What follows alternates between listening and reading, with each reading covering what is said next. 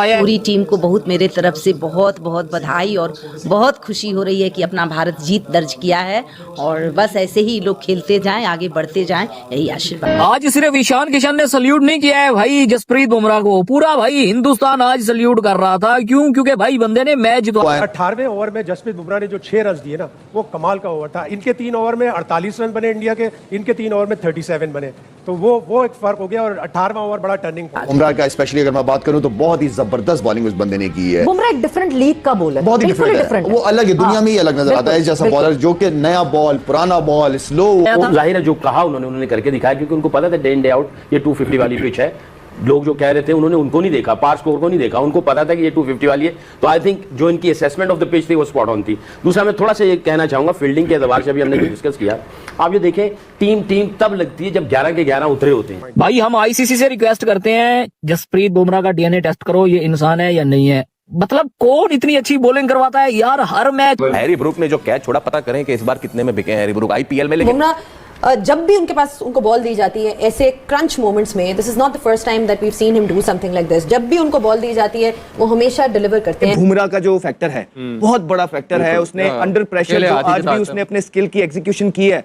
6 score देना second last over के अंदर या थर्ड लास्ट ओवर के अंदर मैच एक साथ। हैरी ब्रूक और विल जैक्स जिस तरह खेल रहे थे, अगर वो कैच वहां पे ना होता, ये 1 ओवर पहले चेज होना था, ये मैं आपको बता रहा हूं। अगर क्या नाम है उसका यार, आर्चर वो आके एंड पे 3 छक्के मार सकता है, और जिस तरह विल जैक्स खेल रहा था आराम से जीते। लेकिन आई थिंक क्रेडिट जितना इंडिया को देना चाहिए वो कम। इंडिया की टीम हमेशा जय शाह की वजह से फाइनल खेलती है, ये कहना है भाई साहब तनवीर अहमद का। तनवीर अहमद ने कहा है कि भाई जब से जय शाह आया है ना आईसीसी की कुर्सी पे, तब से भाई इंडिया की टीम अच्छा करने लग गई है, क्योंकि भाई आज आईसीसी ने जानबूझ के फ्लैट ट्रैक बनाया। फाइनल में पहुंच गया है और मेरी प्रेडिक्शन गलत निकल आई है, लेकिन मैं प्रेडिक्शन ये देता हूँ कि जो टीम ऑन द डे जो टूर्नामेंट में अच्छा खेली होती है, लेकिन no doubt credit goes to India कि जिस तरह की वो क्रिकेट खेले, अनबिलीवेबल। बड़े ग्रेट मोमेंट्स थे। पहले तो संजू सैमसन की ग्रेट बैटिंग थी, उसके बाद ईशान किशन का अच्छा नॉक था, फिर उसके बाद हार्दिक पांड्या के ग्रेट ऑलराउंड डे था, 2 विकेट ली उन्होंने और ऑलमोस्ट एट पार थे बुमराह के। इंडिया को क्रेडिट जाता है कैप्टनसी और उनकी फील्डिंग। जो कैप्टनसी में उसने 16वां ओवर बुमराह से करवाया, 18वां ओवर कराया,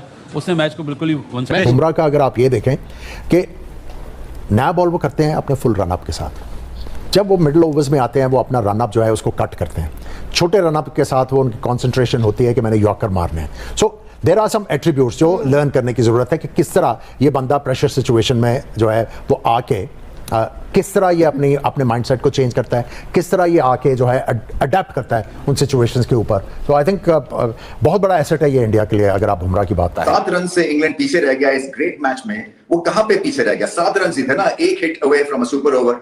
फील्डिंग, भारत की फील्डिंग अनबिलीवेबल थी। पहले तो अक्षर पटेल का ब्रुक का कैच पीछे भागे 24 गज के करीब, कैच लिया ब्रेथ टेकिंग। फिर उसके बाद विल जैक्स का कैच, वो छक्का हो सकता था, उन्होंने गेंद दुबे को दिया, एक ग्रेट टीम एफर्ट था, वो छक्का लग सकता था। फिर तिलक वर्मा ने जो कैच लिया बाउंड्री पे, वो भी 1 आधा इंच का फर्क था, वो भी 6 था। सैम करन की वो हिट थी, वहां पे छक्के की जरूरत थी इंग्लैंड को। तो ये मोमेंट्स हैं जिसके ऊपर जो है ये मैच हिंज कर रहा था, बैलेंस कर रहा था। और भारत चूंकि नहीं है, टफ मोमेंट्स पे बहुत आला क्रिकेट खेली। हालांकि ये भी कह सकते थे कि जब 250 स्कोर कर दिया हमने, पहले हमें कहा कि आप बैटिंग करें, उसके बाद मैच पॉकेट में था, मगर ऐसा नहीं था। प्रेशर क्रिएट होता रहा इंग्लैंड के ऊपर और बेथल ने लाजवाब इनिंग्स खेली। देखिए 22-23 साल की इनकी उम्र है और जो इस तरह से इन्होंने हमला किया है और क्वाइटली एक तरह से ग्रो करते रहे इस इनिंग्स में, वो लाजवाब चीज थी। सो बड़े ग्रेट मोमेंट्स थे। पहले तो संजू सैमसन की ग्रेट बैटिंग थी, उसके बाद ईशान किशन का अच्छा नॉक था, फिर उसके बाद हार्दिक पांड्या के ग्रेट ऑलराउंड डे था, 2 विकेट ली उन्होंने और ऑलमोस्ट एट पार थे बुमराह के साथ, जबकि आपको क्रिटिकल मोमेंट्स पे उनको बॉल दिया गया। फिर उसके बाद इनकी फील्डिंग अच्छी थी, बैटिंग बुरी नहीं की हार्दिक पांड्या ने, और ओवरऑल अगर आप देखें तो वीक लिंक नहीं थी। जाहिर है जो कहा उन्होंने करके दिखाया, क्योंकि उनको पता था डे इन डे आउट ये 250 वाली पिच है। लोग जो कह रहे थे उन्होंने उनको नहीं देखा, पार स्कोर को नहीं देखा, उनको पता था कि ये 250 वाली है। तो आई थिंक जो इनकी असेसमेंट ऑफ द पिच थी वो स्पॉट ऑन थी। दूसरा मैं थोड़ा सा ये कहना चाहूंगा फील्डिंग के एतबार से, अभी हमने डिस्कस किया, आप ये देखें टीम तब लगती है जब 11 के 11 उतरे होते हैं, वरना 2 बैट्समैन आते हैं तो वो 2 रिप्रेजेंट कर रहे होते हैं, बाकी 9 को। बट टीम तब लगती है जब 11 के 11 फील्डर होते हैं। तो उस वक्त जो 30 to 45 सेकेंड होते हैं ना फील्डर्स के, जब वो स्विच ऑन करते हैं, वो बहुत क्रूशल होते हैं। उन 35 सेकंड के अंदर, 30 to 45 सेकंड के अंदर जब बॉलर भागता है, एंटिसिपेशन, विलिंगनेस, करेज, ठीक, और वो जो बबल बनाया होता है एक फील्डर ने, जैसे भी आपने दिखाया कि 20 मीटर इधर, 20 मीटर इधर, 20 मीटर इधर और पीछे जाना है, किस तरह का गेंद आएगा, तो आप अपनी इमेजिनेशन में आप उसको देख रहे होते हैं कि यहां आएगा, ये मेरा एरिया है। ये अगर मिड विकेट पे खड़ा फील्डर और मिड ऑन पे खड़ा फील्डर तो वो कहता है 20 मीटर तेरा उधर का, 20 मीटर मेरा इधर का। अगर गेंद ऊपर जाएगा तो इधर तक मैं जाऊंगा, राइट हैंड मेरा है, लेफ्ट हैंड तेरा। इसकी भी एक बाकायदा ड्रिल होती है। उसने जो फील्डिंग कोच को नाम मेंशन किया, ये फील्डिंग कोच ऐसे नहीं होते हैं। बात बहुत हो रही है संजू सैमसन की कि 89 रन किए लेकिन कैच छोड़ा, जरूर कैच छोड़ा सब कुछ, लेकिन आप ये तो देखो कि चौथे नंबर पे आया कौन है? शिवन दुबे आया। जी जी जी।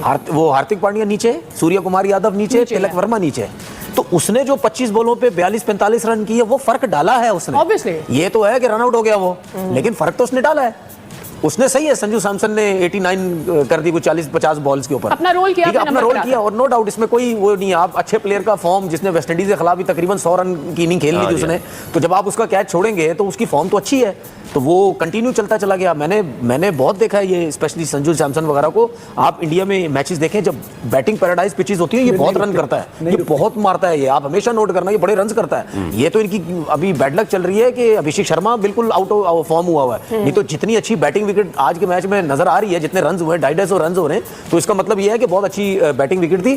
तो मतलब यानी इस विकेट के हिसाब से मैं आपको एक चीज बताऊं, कम रन थे 270-80 रन। मैं इसमें एक फुलझड़ी अगर लगाऊं, अगर तो इंडिया के पास उनके बेहतरीन ऑलराउंडर जैसे कि पाकिस्तान के पास है स्पिनिंग ऑलराउंडर, अगर वो उस जगह पे भेजते तो शायद 270 या 300 हो जाते। आज आपको पता चल रहा होगा पाकिस्तानियों के एक पक्का ऑलराउंडर क्या होता है। 16वां ओवर स्टार्ट हुआ था, आखिरी 5 ओवर की फेज का पहला ओवर था और इंग्लैंड को रन चाहिए थे 69।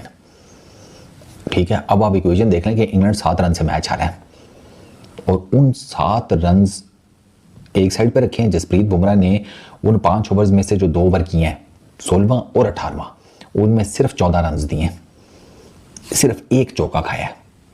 12 गेंदें फेंकी हैं, 14 रन दिए हैं, सिर्फ एक चौका।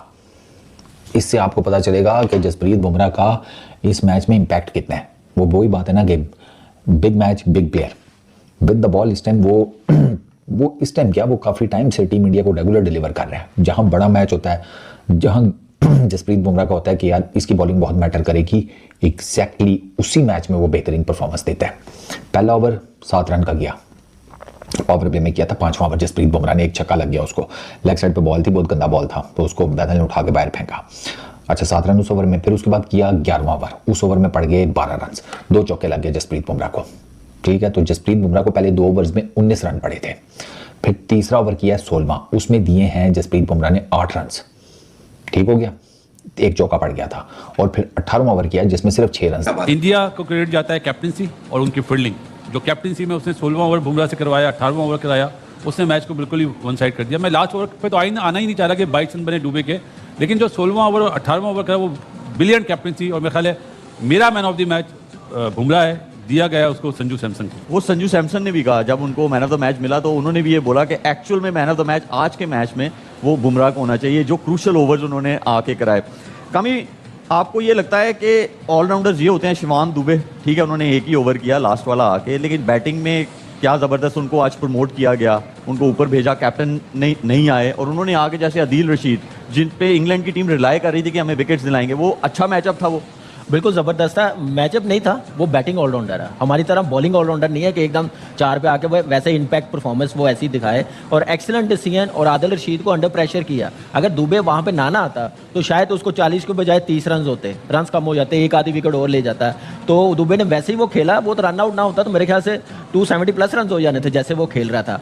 लेकिन ये है कि बुमराह की जैसे बॉलिंग है, विल जैक्स का जो कैच वहाँ पे टर्निंग पॉइंट मैं समझता हूँ, ठीक है संजू का कैच निकला। संजू तो आज पहले ओवर में ऐसे ही आया था कि जैसे कलकत्ता में 97 पे नेट आउट था ना, वहीं से उसने स्टार्ट किया, 0 से नहीं किया। ऐसी फॉर्म लग रही थी, और फॉर्म कितनी ब्लेसिंग है। जय हिंद दोस्तों। तो दोस्तों जैसा कि आपने वीडियो में देखा कि जसप्रीत बुमराह के बॉलिंग पे ईशान किशन ने उन्हें ऐसा सैल्यूट किया। दरअसल बता दें कि कल इंडिया और इंग्लैंड का मैच था, जिसे इंडिया ने इंग्लैंड को हरा के फाइनल में जीत हासिल की, मतलब 7 रनों से वो जीत गया।